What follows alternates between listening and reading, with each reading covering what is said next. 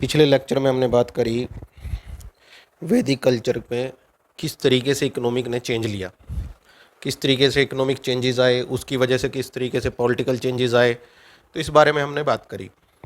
हमने बात करी वर्ण सिस्टम के बारे में, वर्ण सिस्टम किस बारे में बात करता है, और रिलीजन के बारे में,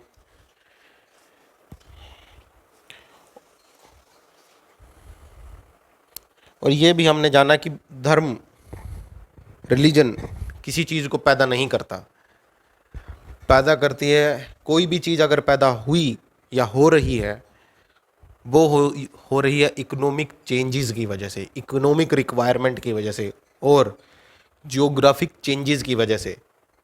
और इस बारे में हम आगे भी पढ़ेंगे, आगे भी इस बारे में बात करेंगे कि ये सब चेंजेस कैसे आए और भारतीय संस्कृति सभ्यता वो इंसान को भगवान बनने का अवसर देती है, इस बारे में हमने डिस्कशन करी। और अब हम इसको आगे बढ़ाते हैं और बात करते हैं आज। आपको अगर वीडियो इंटरेस्टिंग लगती हो, इन्फॉर्मेटिव लगती हो, तो आपको शेयर करें और सब्सक्राइब करें। मैं तो यही आपसे रिक्वेस्ट करूँगा। तो वैदिक कल्चर को कंटिन्यू करते हैं और जानते हैं इसके बारे में कुछ और। इसको डिटेल में पढ़ने का रीज़न एक ही है कि हमें जो आगे मौर्यन, गुप्ताज और फिर मिडेवल में किस तरीके से चेंजेस आए, इसलिए हम इस वैदिक कल्चर को डिटेल में और पूरा एक्सप्लेनेशन से कोशिश कर रहा हूँ कि मैं आपके साथ में इसको डिस्कशन करूँ, शेयर करूँ। और यही इसके लिए कारण है।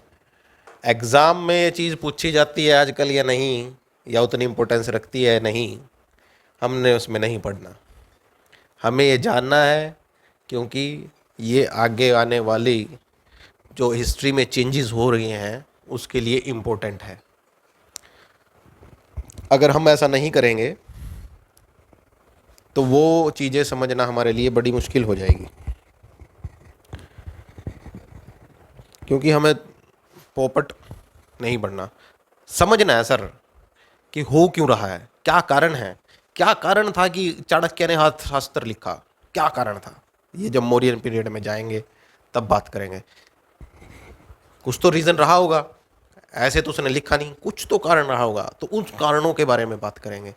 कोई तो चेंजेस, सोसाइटी में कुछ चेंजेस आए होंगे, कुछ एडमिनिस्ट्रेशन में चेंजेस आए होंगे, तो हमने इन चीज़ों को समझना है सर। अगर इन चीज़ों को हमने समझ लिया तो एंशियंट हिस्ट्री टिप्स पे हो जाएगी, समझ आ जाएगी।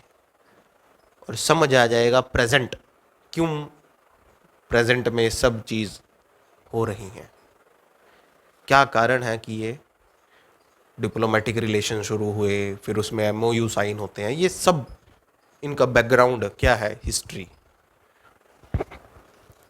सो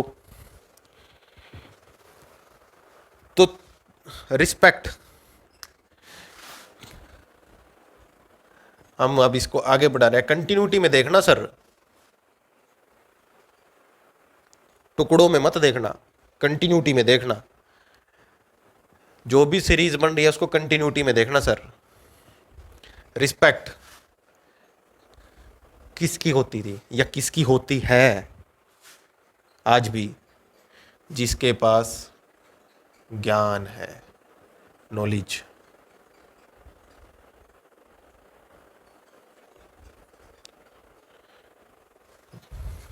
और दूसरी army, warriors.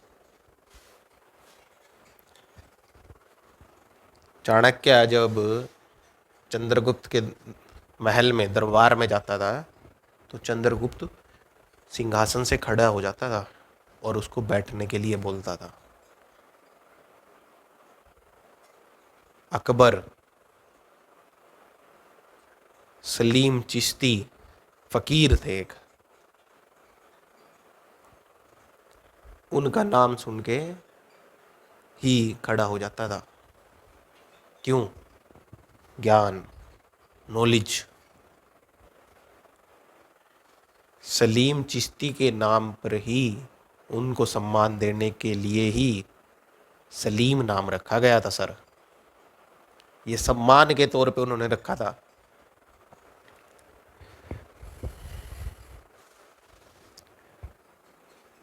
Warriors, Samudragupta, Napoleon ऐसे ही नहीं बोलते उसको सर, कारण है उसके पीछे। यह बड़े बड़े वॉरियर्स, अर्जुन, कर्ण, भीष्म, आचार्य द्रोण। जब अब ज्ञान समझ लो सर, यहां पर भी ज्ञान, ज्ञान शास्त्रों का नहीं, सिर्फ शास्त्रों का नहीं, ज्ञान कोई भी,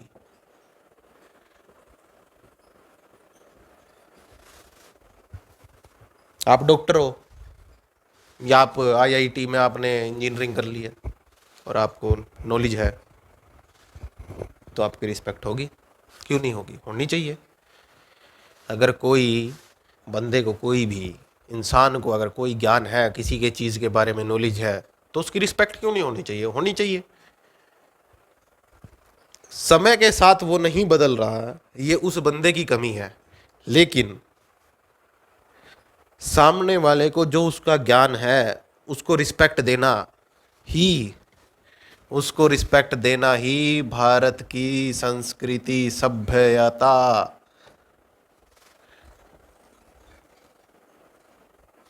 समझने की कोशिश करो सर,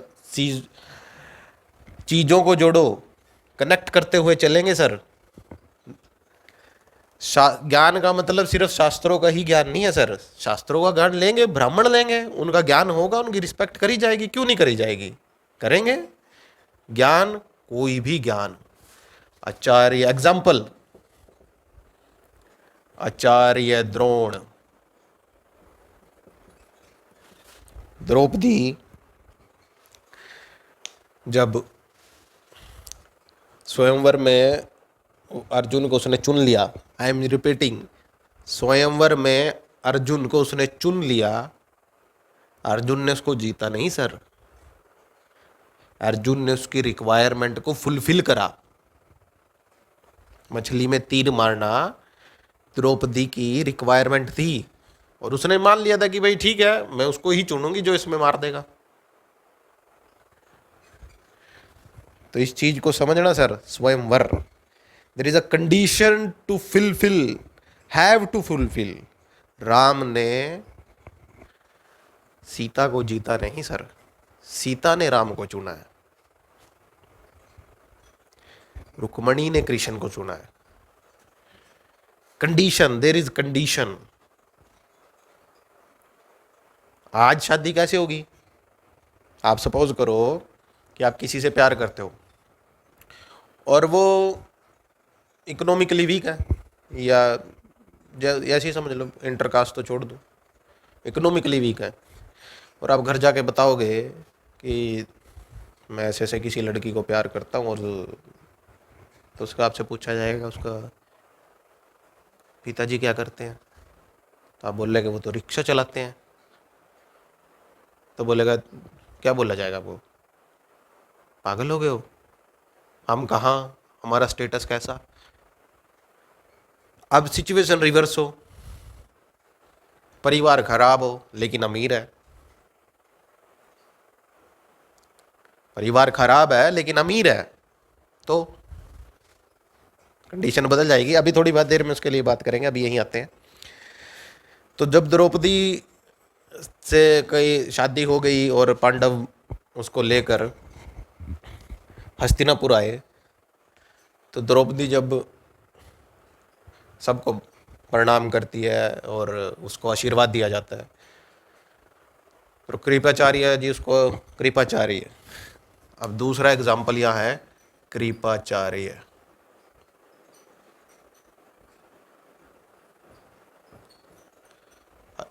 तो कृपाचार्य उसको आशीर्वाद देते हैं, कि आप गृहस्थी से रिलेटेड, कि आप ऐसे से रहें। और जब वो द्रोणाचार्य के पास आती है और उनको प्रणाम करती हैं, तो द्रोणाचार्य बोलते हैं कि मेरे पास तो कोई आशीर्वाद नहीं है बेटी, चाहो तो मेरे पास तो अस्त्र है, जो चाहो मांग लो। यहां ज्ञान है अस्त्रों का, वहां ज्ञान है शास्त्रों का। दोनों की ही अपनी महत्वता है, इंपॉर्टेंस है, दोनों ही रिस्पेक्टेबल है।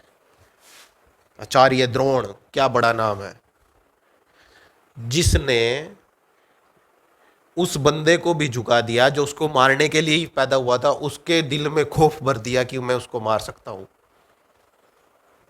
आचार्य द्रोण, क्या नाम है, क्या नाम है साहब।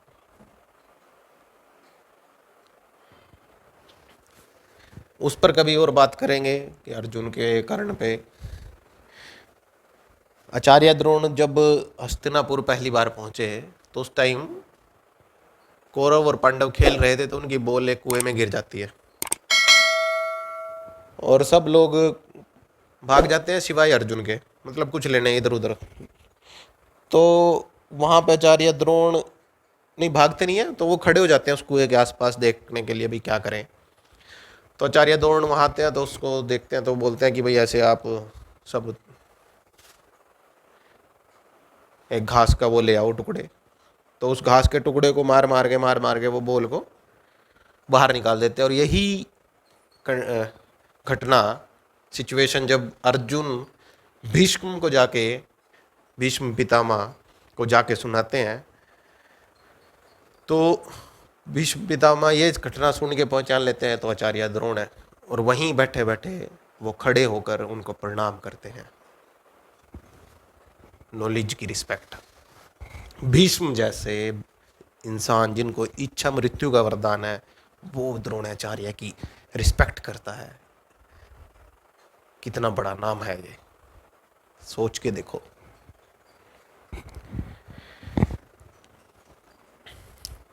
अब इसमें भी जब समय आगे हुआ तो सोशल डिवीजन, डिस्क्रिमिनेशन नहीं साहब, डिवीजन।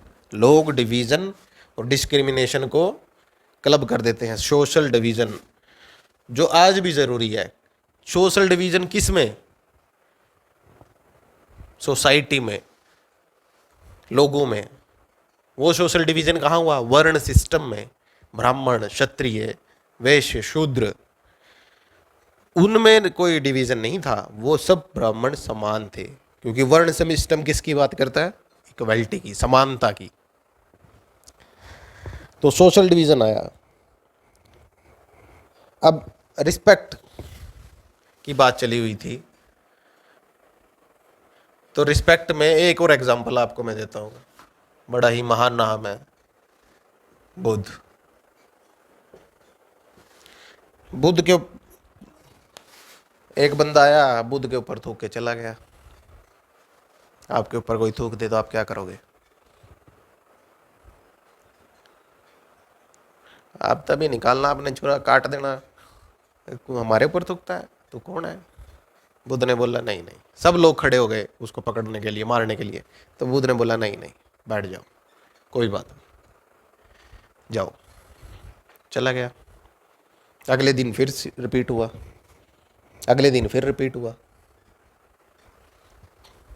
तो उसके बाद जब उस बंदे में चेंज आ गया, जब उसने रिपीट करा 3-4 बार, फिर उसके जब वो चौथी बार आया तो फिर वो पैरों में ही गिर गया। सर, पैर पकड़ लिए उसने।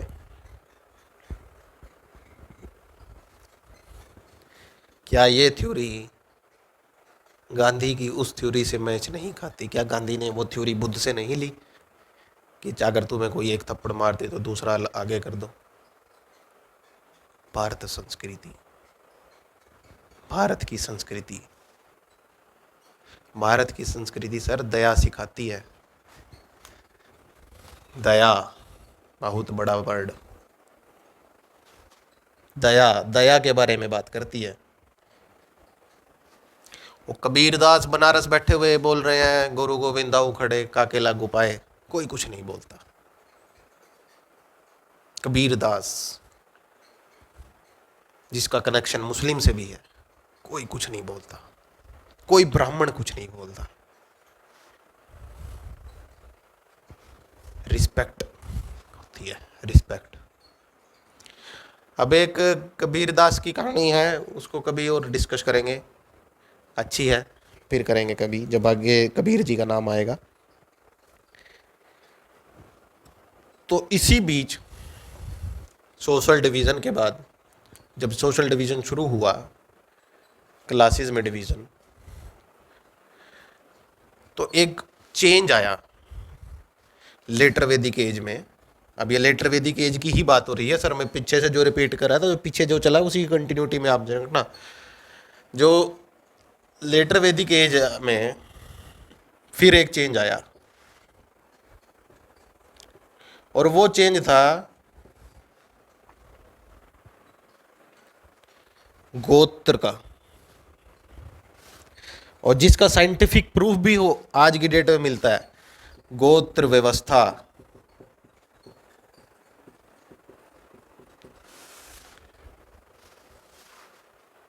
साइंटिफिक प्रूफ भी आ गया इसका तो।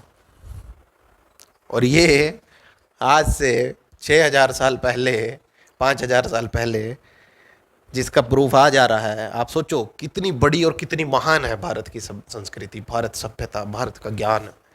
जो हम 5000 साल पहले बता रहे थे, वो आज अभी दुनिया सिद्ध कर पा रही है। गोत्र व्यवस्था बोलती है कि भाई जितनी दूर का बच्चा उतना ही अच्छा।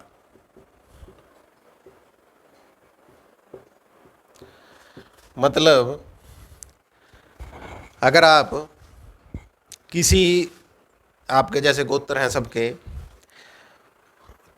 सपोज अब थोड़ा सा इसको बात कर लेते हैं गोत्र व्यवस्था के बारे में, थोड़ी सी बात करते हैं, ज़्यादा नहीं। आपकी मदर का एक गोत्र है, आपका गोत्र वो है जो आपके फादर का है, ठीक है। देखो जेनेटिकली, जेनेटिकली वो आ गया है, ये जेनेटिकली प्रूव करा गया है। ये जो बात है ये जेनेटिकली प्रूव हुई है, साइंटिफिक।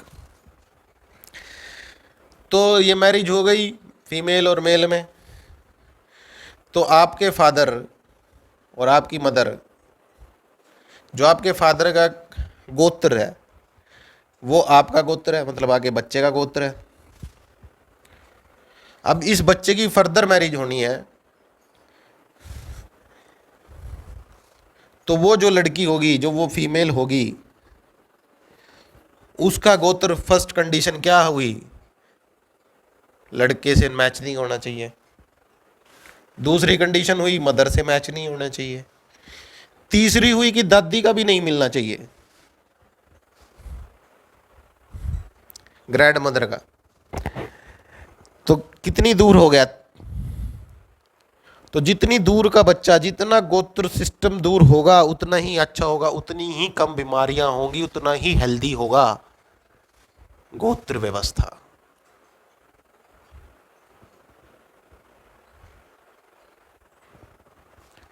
ये कंसेप्ट डेवलप करा महान ऋषियों ने। क्या सिस्टम था सर, सोचो। और अब इसकी आवश्यकता क्यों पड़ गई, क्या जरूरत थी इसकी गोत्र व्यवस्था की? एक तो बता ही दिया, ये भी व्यवस्था की कि भाई उसमें जेनेटिकली जो वो परेशान या बीमारियां से हो गया, कमज़ोर हो जाते थे, तो उस वजह से। लेकिन इसकी ज़रूरत एक और थी जो उतनी ही इम्पोर्टेंट थी, और वो थी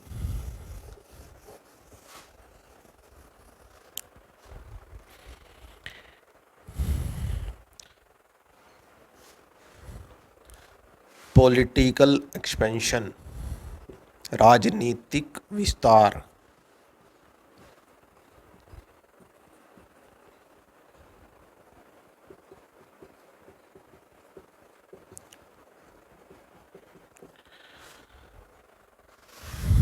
राजनीतिक विस्तार। अब ये राजनीतिक विस्तार क्यों चाहिए? लेटर वैदिक एज आ गया। लेटर वैदिक एज में क्या हुआ? एग्रीकल्चर। क्यों? आयरन की वजह से। इकोनॉमी इंक्रीज होनी शुरू हो गई, स्टेट जनरेट होने लग गए। स्टेट को क्या चाहिए था? आर्मी। चीजें जोड़ो सर। अब आर्मी चाहिए तो आपको क्या चाहिए? पावर। पावर को इंक्रीज करना कैसे होगा? पॉलिटिकल एक्सपेंशन से। अब इसने पॉलिटिकल एक्सपेंशन से ही होगा ना भैया। आपने रूस के साथ समझौता कर रखा है आज की डेट में कि जब भी इंडिया पे कोई संकट आएगा, लड़ाई होगी, तो रूस आपकी हेल्प करेगा without any condition. Vice versa India भी करेगा। Political expansion, political support. अब इसने स्त्री पर एक संकट ले आया, वुमन पर संकट आया इसकी वजह से। अब वुमन का क्या था स्टेटस? अच्छा तो था, कौन मना कर रहा है, बहुत अच्छा था, लेकिन उसमें एक छोटी सी कमी थी, हल्की सी। वो थी कि वो अंडर प्रोटेक्शन थी। किसके? मेल के। मेल प्रोटेक्शन के अंडर थी फिर भी। अब ये कंडीशन थी, अभी इस वजह से इस पर एक संकट आ गया। मतलब फुली इंडिपेंडेंट नहीं थी, 98-90% थी, 98-99%, 1% नहीं थी। अब उस 1% ने, वो जो कई बार बोला जाता है कि 1% अगर नहीं हुआ तो उस 1% की वजह से वुमन पर स्टेटस में संकट आ गया। क्या? वुमन को क्या प्रॉब्लम आई? वुमन पे यूज होना शुरू हो गया। किस लिए? मैरिज के लिए, विवाह। क्यों? Political expansion.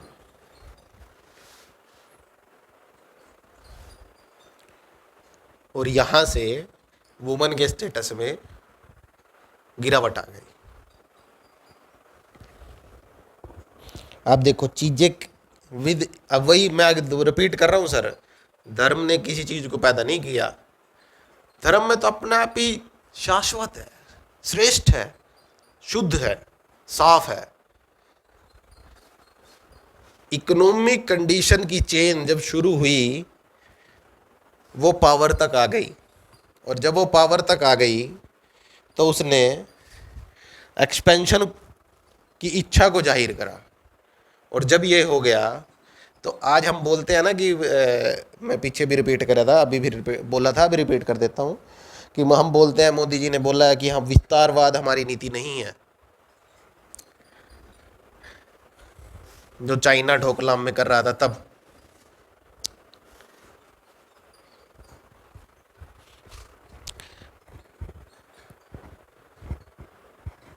अब जो मैरिज है वो दो बंदों के बीच में नहीं है सर, वो है दो परिवारों के बीच में।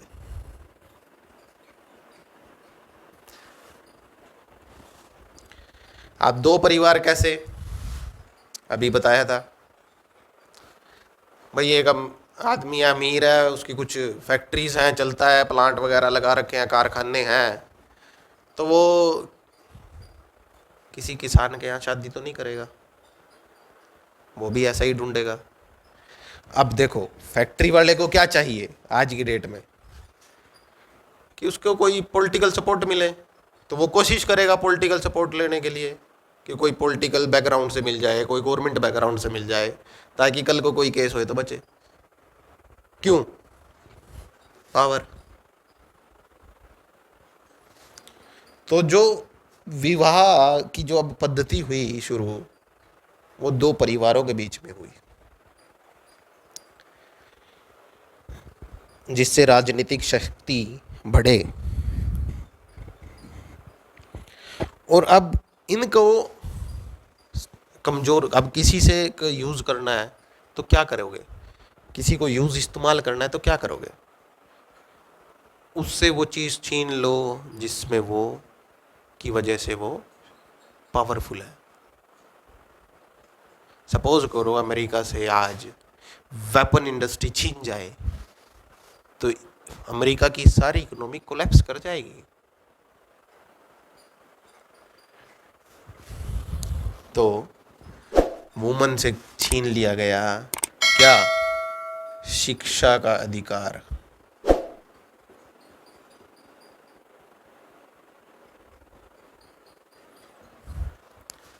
वुमन जो पढ़ सकती थी, समितियों में बैठती थी, अपनी राय देती थी, पॉलिटिकली एंगेज थी, छीन लिया और वुमन का स्टेटस गिर गया। और उसको अब जब आप किसी से, अब क्या हो गया, अब किसी से कुछ छीन लिया तो क्या शुरू हो गया? शोषण।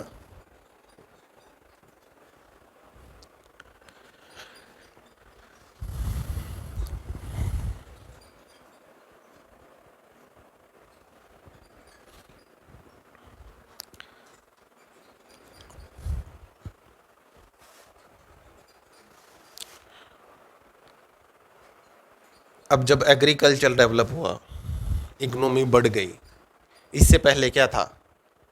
एग्रीकल्चर से पहले सब समान था, कोई ज़रूरत ही नहीं थी। तो एग्रीकल्चर ने, इकोनॉमिक ग्रोथ ने पैदा करी क्या? लेबर की डिमांड।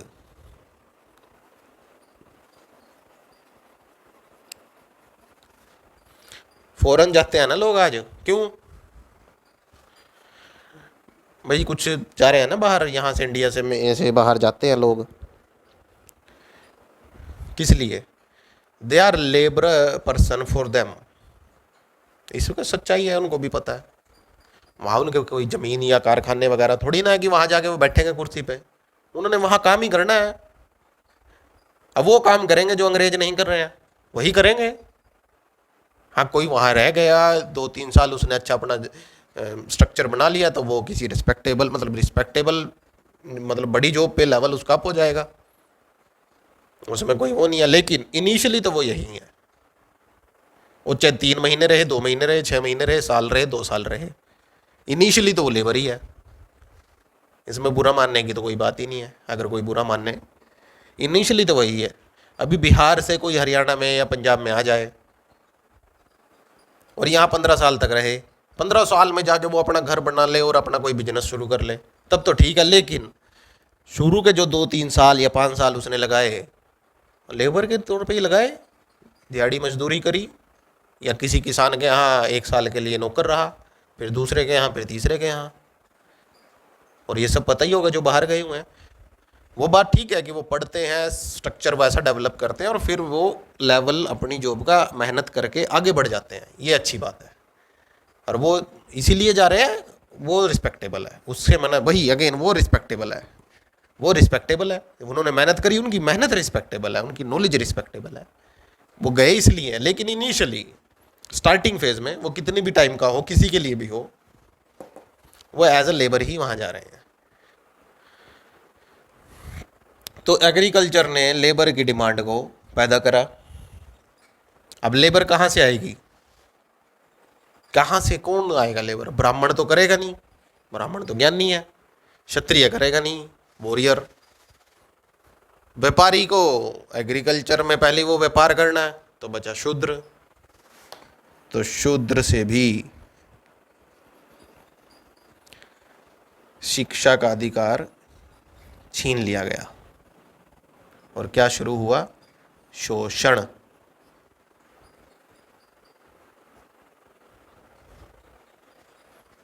कनेक्ट करो सर।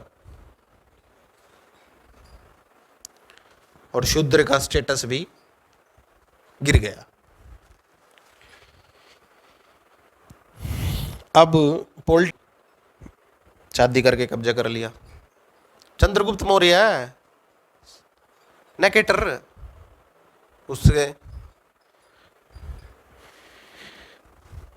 तो साहब भारत के जो सभ्यता है, जो एक्चुअल और रियल सभ्यता है, ये नहीं जो आजकल आप टीवी पे सुनते हो, उसकी बात नहीं कर रहा मैं।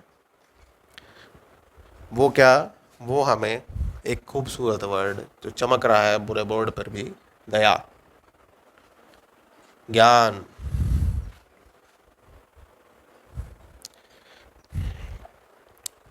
अब तो जब चीजें हो रही थी